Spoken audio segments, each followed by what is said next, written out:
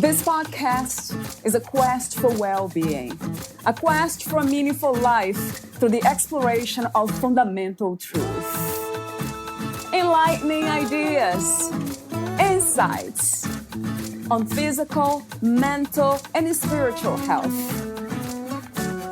The inspiration is love. The aspiration is to awaken new ways of thinking that can lead us to a new way of being well. Welcome to Body, Mind, and Soul Healing Conversations.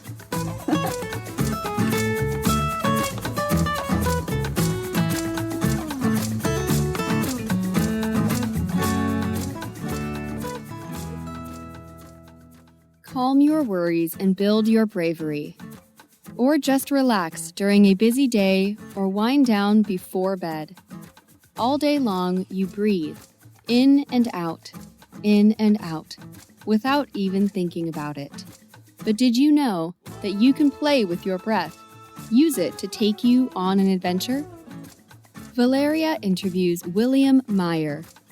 He is the author of Big Breath, a guided meditation for kids, and 3 Breaths and Begin, a guide to meditation in the classroom. William Meyer has taught history, economics, and humanities in urban and suburban high schools. He has also taught meditation to students of all ages, served as the advisor to student-led meditation clubs, and created a humanities elective for students seeking to incorporate meditation into their rigorous academic lives. He has taught workshops and professional development courses on meditation for other educators and has spoken on meditation and education at retreats and education conferences throughout the country. He holds a BA from Dartmouth and an MA in Education and Teaching from Harvard. He is currently completing a PhD from NYU. Meet William Meyer at billpmeyer.com. Here is the interview with William Meyer.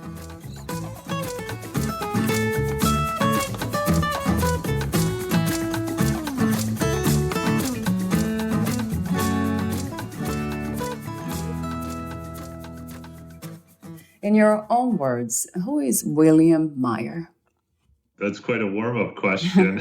I think I'm really just curious searcher and someone who finds great joy and fulfillment in sharing some of the nuggets and wisdom that I've discovered along all the searching. And for me, that is sort of played out most within spaces of learning. So I think on the more modern definitions or forms, I'd probably say I'm a teacher and an educator and a writer and speaker. But I think underneath all of that is just a deep yearning to explore big questions, to understand the past, to understand our presence, ourselves, myself, and then to share some of the tools and the insights that I found along the way and trying to make sense of those pieces. Before we talk about some of the topics in your books, Big Breath, a guided meditation for kids, and 3 Breath and Begin, a guide to meditation in the classroom, I have these warm-up questions, as I mentioned, as you already know. What is life to you, Bill? Well, I guess this is going to build on my first question, but to me, life is just this infinite classroom. It's this space where we get to sort of find the edges of our own being and then push those edges even farther and go to the other side of them. It can play out in choices and paths and interactions and connections and love and loss. But all of it to me is this idea of growth and in many ways growing into a fuller sense of ourselves than we could ever imagine. And I'm a history teacher by trade in some respects. And I think what really draws me to history, particularly ancient history, is this notion that within all of us is something divine or something infinite and connected. And when I look at different monuments, or I teach students about sacred geometry or sacred texts, to me, the message seems to repeat over and over. And it's this message of go in. And it's all of these things in life outside of ourselves are a reminder to go within ourselves and discover sort of that infiniteness, that connectedness, and that divine nature within each of us. So in many ways, the classroom is a microcosm of a much smaller version of this bigger thing we call life and living. When you say divine, what do you mean by that exactly? I think that divine, and that can be a loaded term, and I think it also is connected that when you use God or specific deities. But to me, divine is that moment when you're outside of time, when you're engaged in something so fully, whether that's a conversation or a nature or even a meditation, where you find yourself outside of that linear notion of time, of past, present, and future, and you just are. And to me, the divine or divinity within ourselves is that aspect that stands outside of time. It's almost the witness to the experiences we're having in our lives. And it's not easy by any stretch of the imagination to drop into that place or to be into it. But it's definitely one that I try to at least access or maybe brush against, a few moments a day, whether that's through my breath or just even a question a student might ask. But it's when I feel really most alive and most connected. I think to me, that is the essence of divine or divinity. When you talk about the divine being this timeless, spaceless experience, so it kind of makes me think about the experience of this life, what this is, without a belief system. Does it make sense? Would that be? Yeah, that makes a lot of sense. Just recently, I was sharing a photo, one of the Gothic cathedrals, to my classes. And as we were looking at this cathedral, we were talking a little bit about the doorways, the entrances, which are referred to as portals. And the students were quick to recognize that like a portal is this idea of moving to another dimension. So while they're doors by any stretch of the imagination, they also represent something transcendent. And to me, this idea of beliefs, and I was raised Catholic, and at a very young age, it was actually my Catholicism and going through the rituals of Catholicism, particularly confirmation, that my uncle, who is a deacon, got wind that I was interested in meditation and took me to meet this Buddhist monk close to where we lived. That set me off on this whole other path. But to me, these belief systems, they serve a great place. They are these doorways, but you don't want to stay in the doorway. Right. You want to move to the other side. And when they're no longer of service, when they're restricting rather than expanding one's understanding of life and the world and themselves, then I think they don't function in really the intended purpose. But to me, they offer, it's difficult to just take one big step into the openness and the expansiveness of space. There's something that having that structure allows us to move forward into that space and then eventually letting that structure go. And even as a teacher and an educator, I mean, there are tools and techniques that I use for sure. But when I'm at my best, when I'm most connected with my students, we've gone way off the grid of what traditional teaching or tools. But I couldn't get off the grid unless I knew what the grid was. That has, to me, that similar parallels to beliefs and this idea. They do serve a purpose. They help us get that doorway, but then there's something beyond them as well. What do you think is the opposite to life, or the opposite of life? I really see that as when we stop growing. when we stop learning. And I keep going back to my students, but it's, I guess, the start of a new school year. So I really find myself in that place. But at the end of the year, when I'm with graduating students who are making that transition onto whatever comes next in their education, I think of something I often tell them, and it reminds me too of sort of this piece of life. And it's this idea, just keep choosing the path that feels more open. And to me, the opposite of life is when we narrow, when we close, when we're rigid, when we're fixed, when we have certainty. To me, life is something that's organic, it's fluid, it's always becoming, and it's always expansive. And of course, I think when I'm in a place of fear, I find myself moving out of that. And I can sometimes find myself like quickly trying to find the walls or the edges or something that I can anchor myself to. And I get that. And I think we all are in those places at times, but that's not life. Like life is sometimes it's messy, it can be unhinged, but it is this idea of moving towards something more expansive versus narrowing our choices or narrowing our own sense of identity and who we are. Right.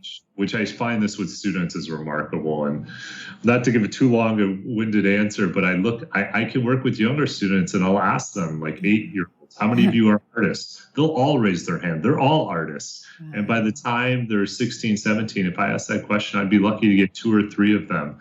And I find sometimes within traditional education, we're almost educating them out of their own lives, almost out of their own beings. Right. It's like, how do they think they're no longer artists? Like what has been lost along the way?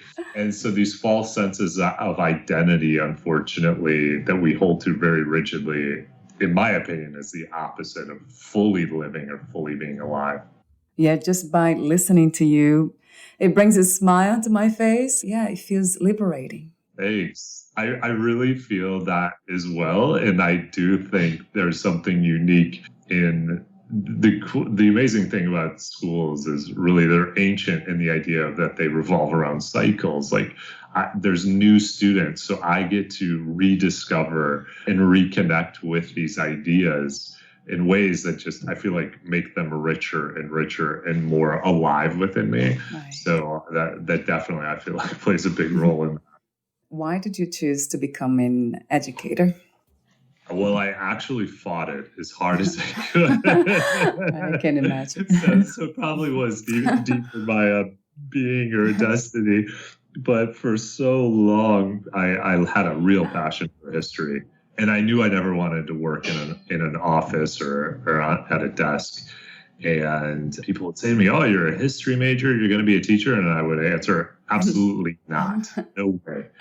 And I thought, okay, so what can I do? All right, I'll go to law school. And I can recall sitting for the LSAT and having studied quite a bit and getting to one section and being totally stumped. Like that had never happened to me before. This did not match the way I saw the world.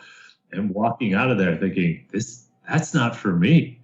And finding myself backing into this world and actually first finding myself actually teaching abroad, teaching English. And then as I taught English, I realized, I love teaching, but I don't love teaching English. Right. and then I began to work with very young kids as just a teaching assistant at a school. I literally took anything that was offered to me.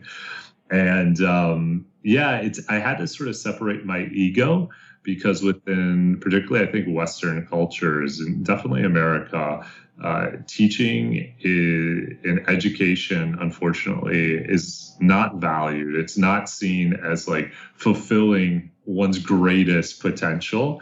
And to me, what that has really forced me to think about is like, how do I re-envision what teaching is? How do I make that expansive enough to go beyond these limited notions people have? And how do I let go of my own sense of ego and labels to embrace this? And the more I study history or text or religious figures, the more I realize like these transcendent beings. They were all teachers. They were all educators. And in many ways, they were healers at the same time. And that teaching is an act of healing. It can be, when done with love and compassion and empathy and humility. And I find myself sort of redefining and rediscovering this whole idea that is now, I feel, so beyond what I had initially thought it to be. But that visceral reaction I initially had, I think, is just sort of my own nature. Like, nah, I'm not going to do that. But fortunately, the universe had better plans for me and helped me find my way to it. And it is something I just love. I mean, it's never work, honestly. And I've worked with a lot of different populations of students, but being in the classroom with kids is like, to me, being at like a music festival. Something that really feeds my soul and my being, and I go from it. I mean, truthfully, they are probably the teachers and the masters, and I'm just here as sort of a witness to what they have brought into the world. So I feel very lucky. You spoke of the ego, and that makes me think about another word that you mentioned in one of your books, authenticity. Is that something related when we are aware of the ego, the false self, as some call, and what is to be authentic? How do we know we are there? Absolutely. And the beautiful thing about classroom spaces or working with kids, but particularly adolescents, is they have a great nose for when someone's being inauthentic. Oh, yeah. And, I've been, as I mentioned, I got into meditation very early in my life, maybe when I was in 8th grade, so maybe 12 or 13, which probably speaks to why I find it so compelling to bring these practices to young people, because I know what it's seeded in me. Yeah. But I also, as this field and topic expands, more and more people are bringing it into their work, and that's great, but it also has been commodified in some respect, and it can also be very inauthentic. I see teachers espousing these ideas of, okay, I'm going to bring a bell into my classroom, which if you feel comfortable with that, for sure, bring a moment of breath and space. But you have to embody that. Like, that has to be a practice within your own life that is also true. And to me, authenticity is when we're in alignment. Our words, our actions, our beings, they're just like a constellation in Orion's belt. Like, they're all spot on, right? In a beautiful alignment. And students, that hits students like a thunderbolt. But when they're not in alignment, they can almost, I think, hear it in our voices. And I can hear this in student voices as well.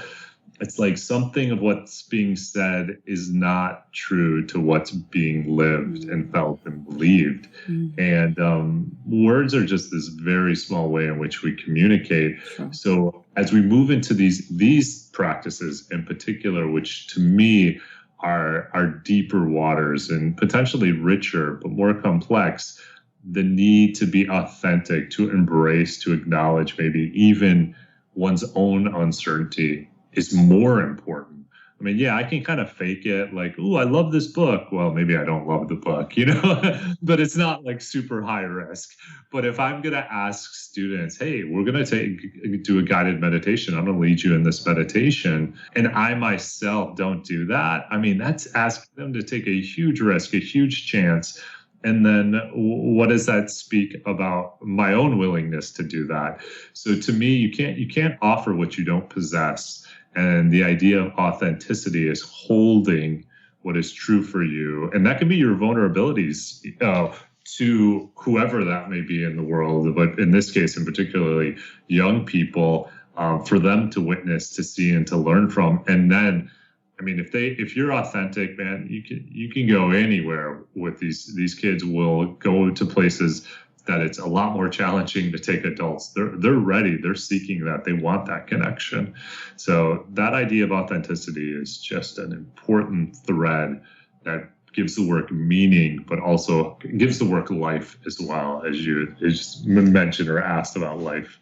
I just enjoy and I love talking about these subjects, about life, the depth of life. And I catch myself trying to have these conversations with people who have no interest in them. What would you suggest? Or say for some of us who are trying to teach something of value, how do we balance that, not to force our knowledge upon others? Yeah, I totally feel that. I actually was out, socially distanced fire pit the other night. It was us and another couple, and it was the first time we'd been to their house, and they had this beautiful wooded backyard. And I looked around, and all night I couldn't help but get the feeling like these trees are these like elders. So towards the end of the night, I said, "Oh my God, look at these 5 trees. They are like watching over. They're holding this space for you." And I mean, it just landed so flat. Like, I don't think they weren't interested in hearing that the trees were alive or that there is like some energetic entities in them. And it's like, okay, move on. And what's interesting is I think what's important is that idea of invitation. When I first began this work with students, it was through the students' invitation. It actually started with a student who was doing a science experiment on meditation, the benefits of meditation. And he asked me to join the experiment. And it was like an 8-week group that he was studying, and we'd sit for meditation at lunch. And at the end of it, he said, I was thinking maybe we could form a meditation group. So I said, sure. And in the beginning, those were just silent meditations. But then it was about after maybe 4 or 5 months, he turned and some others said, would you guide us in a meditation? And that, when I led that first guided meditation, that was a huge leap for me as well. I mean, closing your eyes, guiding a meditation with a group of 16-year-olds closing your eyes with 16-year-olds is a big leap. And then quickly word got around into one of my classes, and one of my classes said, "Can you lead us in a meditation?" And then one of the captains of one of the sports teams came up to me and said, "Would you lead the team in a meditation before this playoff game?" And it just kind of snowballed. And the number of times I just allow that piece to move forward, and I find it very receptive. And sometimes I guess intuitively, I look for the invitation that might not necessarily come directly in words. There's an opening there. And that's so important. If the opening doesn't exist, it doesn't matter how transcendent the practice is or timeless. Right. The person has no time for it, which is the ironic thing. True. And I find with adults more, that goes back to those earlier questions you were asking. The mind is more rigid. The perceptions are far more narrow. And there's a real fear where kids have a yearning to discover. Like that's part of that young DNA. Like they're curious, they're open, and they see the life that they've been sort of sold, they recognize quickly isn't really all it's meant to, it's supposed to be. And there's a real emptiness and a desire for connection. And if you can offer that to them through an authentic conversation, through a compassionate listening, or through a guided meditation, that is what I find what they are, so many of them are hungering for, which is what makes it possible. So in a way, Bill, it's easier to teach wisdom, as I call it, to young people, to children and the young, than it would be to teach adults. Would you say that? That's much easier? Yes. And it goes back to the idea that you had mentioned earlier that it really resonated with me, which is this idea of embodying. To me, wisdom, this wisdom, it's like, it's felt. It's not just heard. Yeah. And I think when you can create, and I talk a little bit about this in 3 Breaths. I mean, I think it's the first chapter. It's all about space. It's regardless of meditation. If you can create a space, like a safe, compassionate space for students, they can begin to open. And really, it's an opening of the heart. And wisdom resides in the heart. Wisdom to me is something that's timeless, and it goes straight to the heart, not to the head. But if that space doesn't exist, it's very difficult to do that. And I find with kids, like, they're ready. They're ready to be in their hearts. They want to know these things. They want to tap into those deeper truths and deeper nuggets, because so much of their lives are being mediated in synthetic and plastic and surface. And I don't know what the difference is in adults. Maybe we've just gotten accustomed to something and we're like okay with it. It's good enough for us. But for young people, I find that they're not as accepting of sort of the broader culture of consumption or surface interaction that sometimes adults are. Although I do believe in inner peace, you mentioned earlier too, just find the answers within ourselves, which we know that to be true. Yes. And it's not out there, it's here. So we can be appeased no matter what. But if we have the choice, that's a wonderful environment to be in, one of growth. Oh, yeah. And actually, I should, when you say that, it reminds me of this video I've shown my classes, and it was actually a New York Times short video on called The Bull Rider. And in the clip, this older man, this cowboy, was sitting there with his eyes closed, and he says something along the lines of like, when I close my eyes, I can drop into the wisdom of 10,000 lives. Now, I don't know how many students like hear that, but every time I hear that, it's a real showstopper. Like I want to stop the class and say to them, all the answers you'll ever need, you have. They're there, they're within you. Yeah. And if you can find that inner stillness, if you can quiet that inner monologue and drop into that place, you'll be amazed at what you discover. You can be so empowered, and the choices you make will be so much more in alignment with your own sense of purpose. And in the end, as a result of such greater service to this world than if you just live in your head. What is meditation? How is it different from mindfulness? And what is the purpose of meditation? Do we set an intention? Yeah, how does it work? Yeah, that word intention is spot on. I often think about this question because these two words are flip-flopped all the time and interchanged. But this idea of meditation, to me, is intentional thinking, or directing our thinking with intention and attention on a single point, whether it's the breath or a candle or an image, where mindfulness is the state of being in that, like bringing that into the fullness of our whole life. So being present in eating or conversations, but at the same time, it's just being with that attention. And I don't know if that's the most articulate response or the clearest, but meditation is sort of a tool to becoming more mindful and more present in your whole life. And as a practicing meditator, I can't tell you the number of times I'll end a meditation and 3 minutes later, I'm just like back at it. And I can at least recognize in my own head, like, whoa, like I can't hold this state or bring this any farther than, the stairway up to my son's room. My 4-year-old son, he's trying to go to bed. Like I can't bring that intentionality and that sense of peace and being this tool into that and connect to my breath. But it's difficult. It's always about returning. And for a lot of people, I think the people are challenged by it because there almost is this desire for immediate feedback. And unfortunately, we sell this stuff on the idea, oh, you'll have better grades, students will be able to focus more and all this stuff. And that might be true. And you can look for those things. But for me, with young people in particular and myself, it's not about those outer behaviors that might get greater clarity. And they often do. But it's just this deeper discovery of who we are. And that just is reframing of life in general. And I think that those two pieces, meditation and mindfulness, meditation is the tool and mindfulness is just that way of being in life. So they each have a place, but sort of a different part of a whole.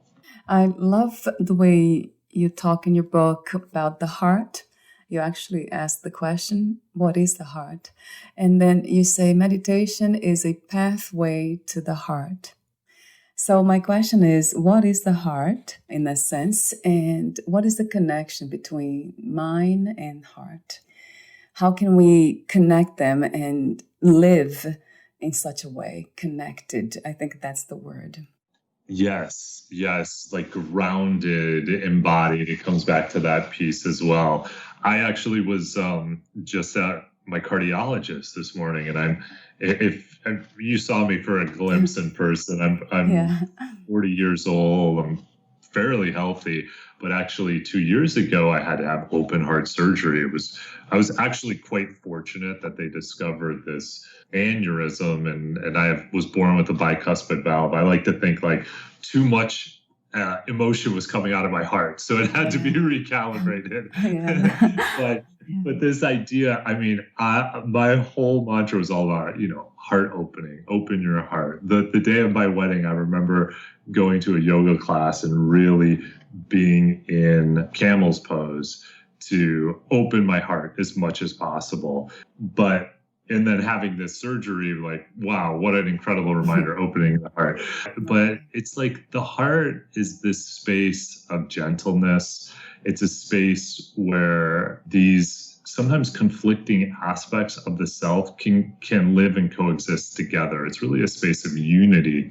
And the mind, in my estimate, can be a place of duality, always looking for right and wrong, good and bad. And that helps us navigate this world that we're in, the stage that we're on. And the body is this vehicle that's moving us through it. But that the coming and finding that balance between that heart space and that head space is so important. And I think trying to engage others, whatever level that is, in my case, often it's teaching, but many times it's with my kids as a father, or my wife as a husband, is a heart space. And unfortunately, I do this a lot. I teach a little too often, sometimes from my head. I live a little too often from my head. And I know there's that great book, 10% Happier. I love that book. But it's almost like if we could live from our hearts 10% more as well, and listen a little bit more from the heart, just feel that space and just be able to integrate. I think there'd just be a greater sense of ease and effortlessness to some of the interactions we have, where we don't necessarily need to judge them all or evaluate them all or sort them and categorize them, right, but instead just be with them. How did you become a writer, Bill? And did you set an intention when you wrote your two books, Big Breath and The Three Breath and Begin? Yeah, so my journey to writing, I used to write lists when I was younger, maybe even 17, 18, of just things I wanted to do in my life. And one of them was write a book, and another one was write a children's book.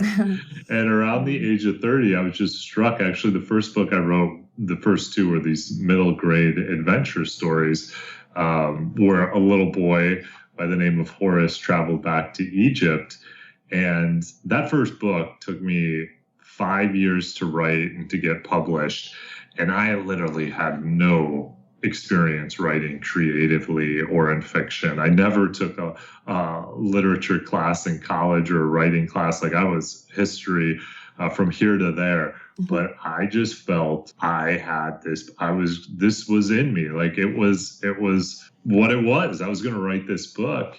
And it taught me a lot. It was very difficult in many ways, the number of revisions, but that opened this other book. And then honestly, those first two books, when I had the idea of Three Breaths and I shared it with my agent, that was picked up effortlessly. And then from that book, the publisher said, it'd be cool if you maybe wrote a guided meditation in the form of a kid's book. And I did that, and then that took off, and that became Big Breath. And we actually just have another book coming out next year called Healing Breath, which is a guided meditation on the planet for kids. It was interesting, it wasn't this straight path by any means, but writing and voice and words had always been just a deep part of my own sense of self and discovery. I clearly like had some pushback against any formal training in that, which I probably would have benefited from. But I felt very strongly like that was the will. The William and the will was this book. I'm going to bring these books to life.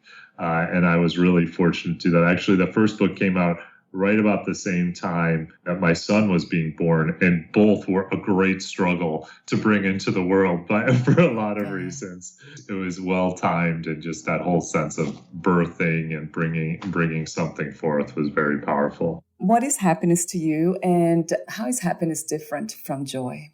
Yeah, those are great questions. And I mean, joy to me, I just picture like a really wide open horizon with the sun setting and a feeling of just the sun almost sinking in to my pores and my being. And I feel that at the end of an experience. And happiness is this wave, and sometimes I'm on the top of it and sometimes I'm not. It's sort of like the waves on the edge of that horizon, going up and down. I find, particularly as a parent, I have a 4-year-old, as I mentioned, also a 1-year-old daughter, and they're just incredible teachers to me and mirrors of myself, and I've learned so much from them.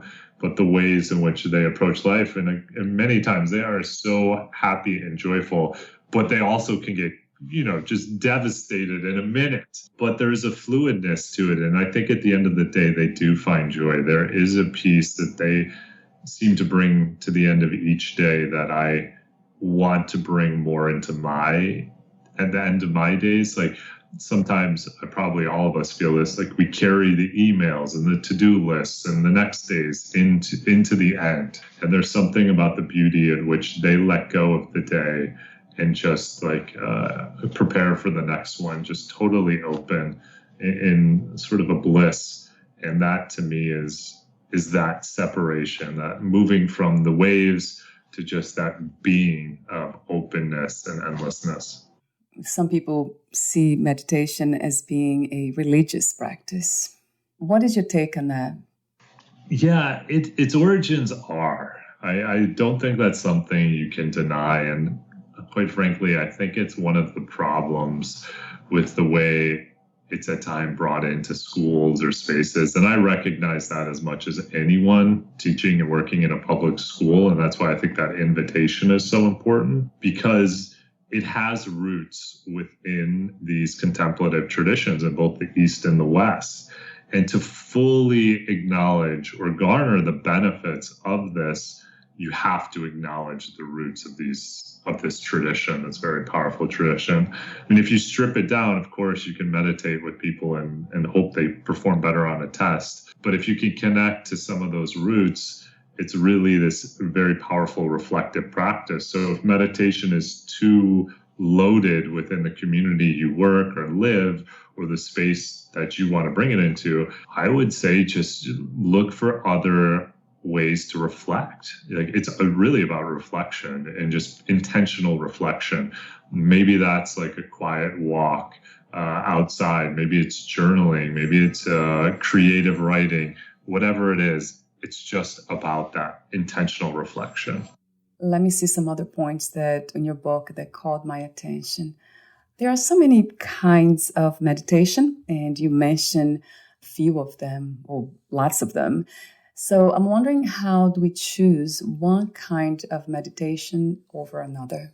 The most important thing is what works best for you. I think they say this probably about working out, like the best exercise is the one you'll do. And it's true of meditation. There's guided meditations, there's silent, there's mantras, there's walking. I mean, there's so many. It's interesting. The two I probably spend the most time in is when I'm in groups, I often lead guided meditations. But as I mentioned before the interview, I'm an introvert as well. And when I meditate myself, I do it silently. I don't like guided meditations. In fact, if I sit in guided meditations, I just use it as someone holding the space and then I'm off. That piece, Right. and even my own personal practice. I mean, I can extend my meditations, and actually going back to Dan Harris, I remember him mentioning like the length of his meditations. I thought, whoa, maybe I should up the ante. When I try to like keep pace or have a 40-minute meditation or an hour-long meditation, I just, that's not sustainable. So for me, I actually just try to meditate 8 to 10 minutes every day. That's it. And yes, like when I get the chance or I go on a retreat, I get longer and I get to enjoy other aspects of it. But finding that sweet spot that you can return to day in and day out, that is really the best meditation you could do. When you talk about sweet spot, I think about imagination and intuition.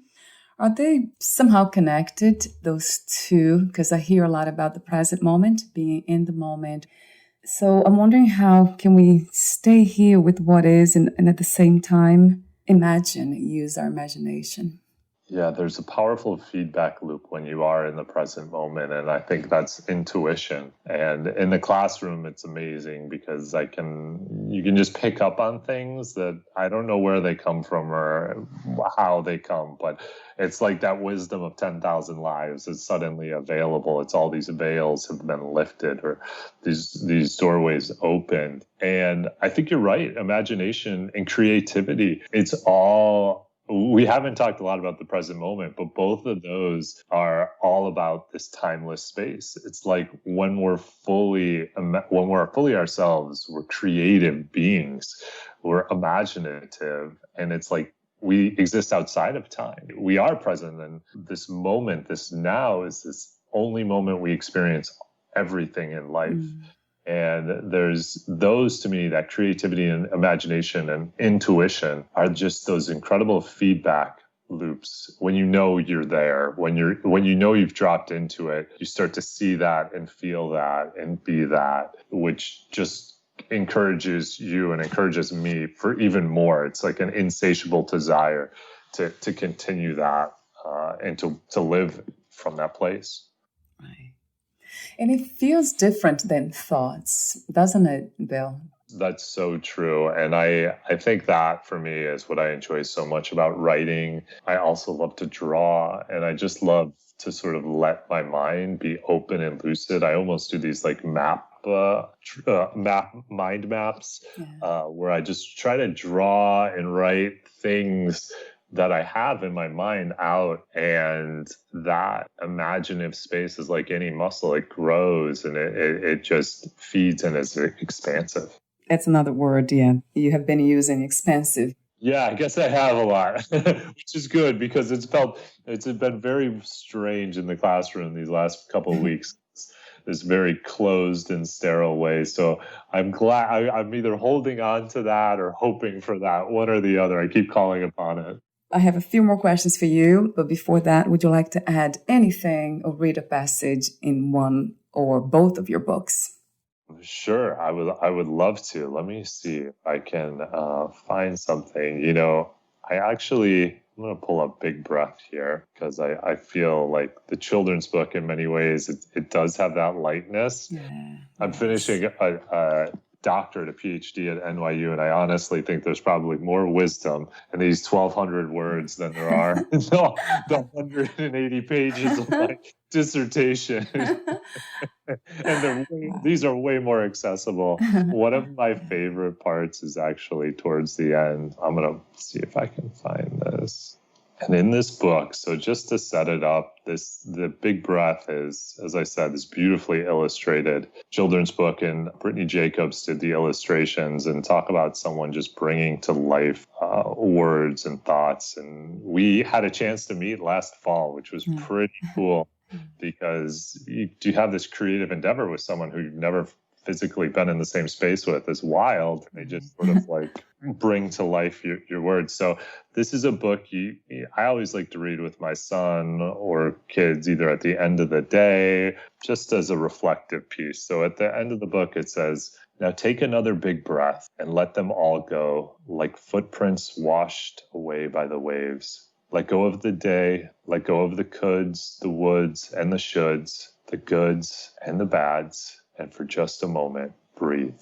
And that's probably one of my favorite lines. And I think it's just something I love because I think it just reminds me of what I need to do as well. But it's very simple, but I think it's probably the most important line in everything I've written so far, hopefully. Is there another passage that you'd like to read? I think that's good. I really feel like I'm in the vibe. Like I feel that. Yeah. Yeah, I wonderful. did enjoy if people do get 3 breaths, there's a lot of great excerpts from students and testimonials, which are pretty amazing, that just speak to the student experience, whether it was a meditation on a trip in England or whether it was meditating in a class. And I think the voices of the students were really cool to have a part of that book. And that's definitely something worth looking at as well. Yes.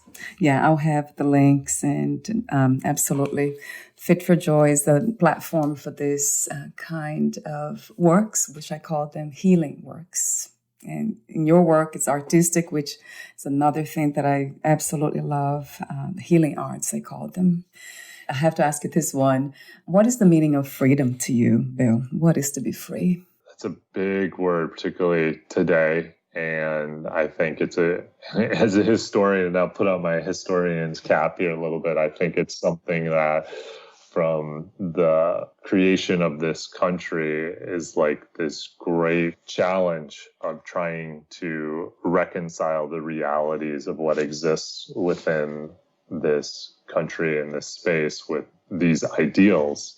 Freedom, there's so many different levels and ways of understanding that, but I think in the historical sense, it's moving beyond these systems of oppression, both the physical systems and the political systems, but also the mental systems and the rigidity that we sometimes carry within our mind, and entering or moving to a place where we can see beyond those and actually honor and respect one another for the gifts and the human beings that we are. And on a personal level, it's also just the capacity. And I guess it's definitely been a privilege for me to just have opportunity and to be able to pursue that opportunity, whether that's through time or energy or the resources needed to. And that has been very unique in my own experience, but I know it's not true for all. And so I think one of my desire, I think in the end, in terms of education, is this idea of being of service. Like, I've had the chance to discover my own passions and purpose and to help those and be of service to students and young people in discovering that. Because when they do, and they're able to pursue that, that is a real sense of openness and freedom. What is your understanding and idea of love? Love it's when that notion of separation dissolves. It's just that authentic connection. It's that oneness where we feel really deeply connected. And love is something that grows. I mean, I've been very fortunate and blessed. And I think about that right now when I know it's a challenging time, and particularly challenging if you're single or you don't, or the people you love aren't close to you, because we've been quarantined and it's been challenging. But like for my wife, my son, and my daughter, I mean, they're little beings. They're not going very far. Like, I get to live a similar life. We just live it all together in the same house and same space. But for me, just having them enter the world and come into my life, I felt like my heart grew. And that's something I didn't believe was even possible, or that my capacity to love could grow more. And in kind of a silly way, like now I'll watch or show videos in class and I find myself getting really emotional. And these are things I've seen like 8 times. Like, it's just, my son has started a preschool, which is at a nature center. And there was a snake eating a frog on the edge of the pond. I couldn't emotionally handle it. It was like too overwhelming to my own heart. And I find like love is that sense of growth. It's that sense of connection. It's that empathy. It's that way of being with all things. How do you define success these days? What is to be successful? To me, success is just to continue to pursue these projects and passions. I mean, that is so rich. It's just to continue to grow.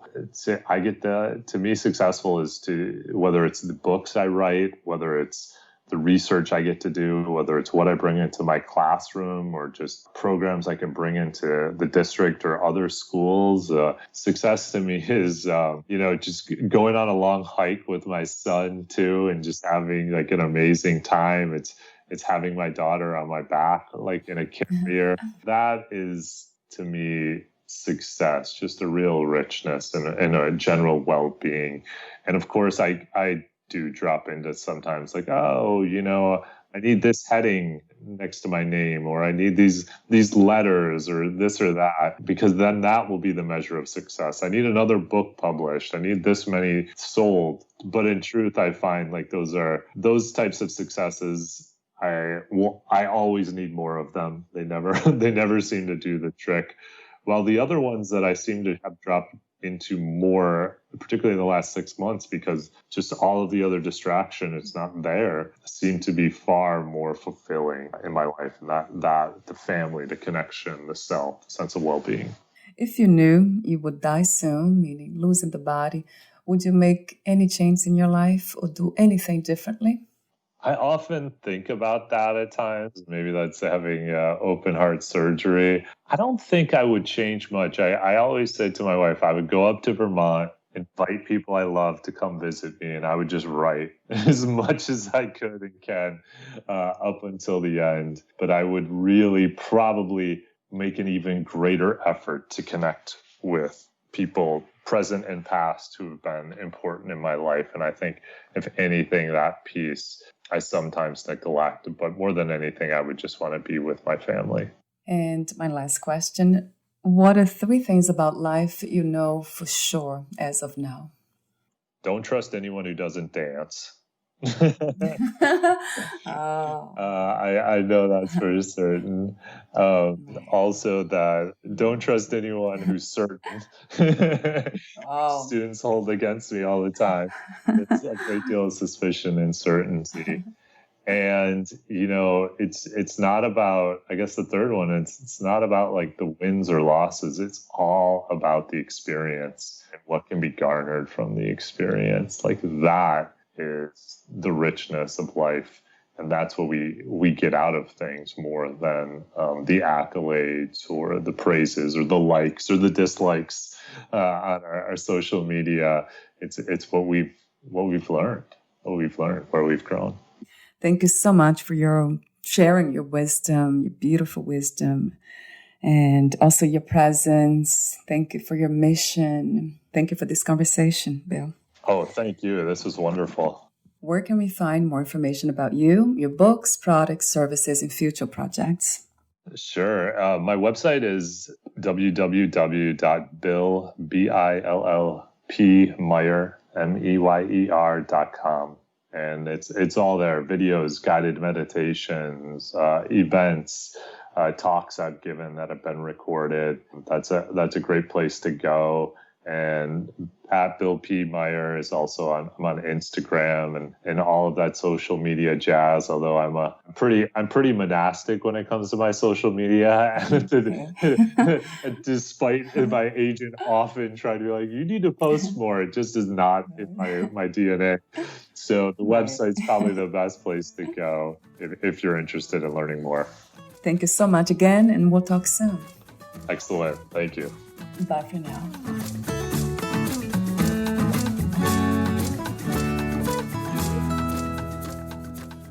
Thank you for listening. To learn more about William Meyer and his work, please visit billpmeyer.com.